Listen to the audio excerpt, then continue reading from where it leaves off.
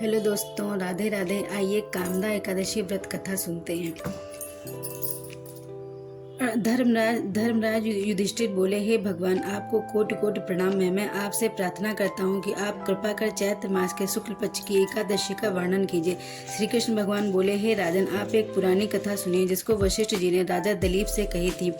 राजा दलीप ने पूछा, हे गुरुदेव, चैत्र मास के शुक्ल पक्ष के एकादशी का क्या नाम है? उसमें किस देवता की पूजा होती है तथा उसकी विधि क्या है? सो अब आप कृपा पूर्वक कहिए। महर्षि वशिष्ठ जी बोले, हे राजन, चैत्र मास के शुक्ल पक्ष की एकादशी का नाम कामदा है। यह पापों को नष्ट करने वाली है। जैसे अग्नि सूखे काष्ठ आदि को जलाकर नष्ट कर देती है, वैसे ही कामदा एकादशी के व्रत के पुण्य के प्रभाव से समस्त पाप नष्ट हो जाते हैं और पुत्र की प्राप्ति होती है। इसके व्रत से कुयोनि छूट जाती है और अंत में स्वर्ग की प्राप्ति होती है।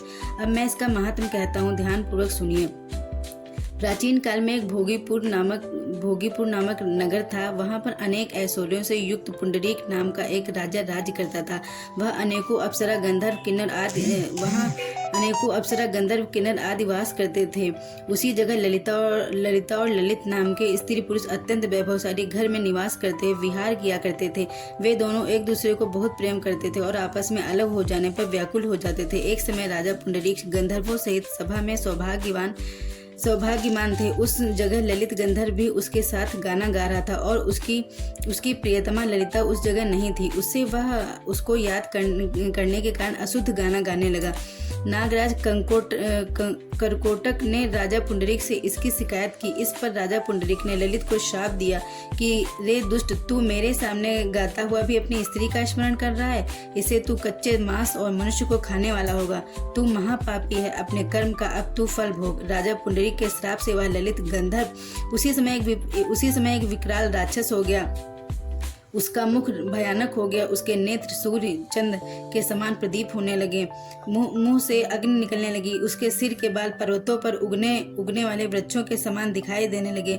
उसकी भुजाएं 2 योजन लंबी हो गईं। इस तरह उसका 8 योजन का शरीर हो गया। राक्षस हो जाने पर उसको महान दुख मिलने लगे और अपने कर्म का फल भोगने लगा। जब ललिता को अपने प्रीतम ललित का ऐसा हाल मालूम हुआ तो वह बहुत दुखी हुई। वह सदैव अपने पति के उद्धार के लिए विचारने लगी कि मैं कहाँ जाऊँ और क्या करूँ। वह राक्षस घोर वनों में रहने लगा और अनेक प्रकार के पाप करने लगा। उसकी स्त्री विलाप करती रहती। एक दिन वह अपने पति के पीछे घूमते घूमते विंध्याचल पर्वत चली गई। उसने उस जगह श्रृंगी ऋषि का आश्रम देखा। वह शीघ्र ही उस आश्रम के पास गई और उस ऋषि के सन्मुख जाकर विनय करने लगी। उसे देखकर श्रृंगी ऋषि बोले कि हे सुभगे, तुम कौन हो और यहाँ किस लिए आई हो? ललिता बोली, हे मुनि, मैं वीर वंद्वा नामक गंधर्व की कन्या ललिता हूँ। मेरा पति राजा पुंडरीक के श्राप से एक भयानक राक्षस हो गया है।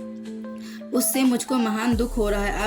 आप उसे राक्षस योनि से छूटने का कोई श्रेष्ठ उपाय बतलाइए। तब श्रृंगी ऋषि बोले, अरे गंधर्व कन्या ललिता, अब चैत्र मास शुक्ल पक्ष की एकादशी है। उसके व्रत करने से मनुष्य के सब कार्य शीघ्र ही सिद्ध हो जाते हैं। यदि तू उसके पुण्य को अपने पति को दे देगी तो वह शीघ्र ही राक्षस योनि से छूट जाएगा और राजा का श्राप शांत हो जाएगा।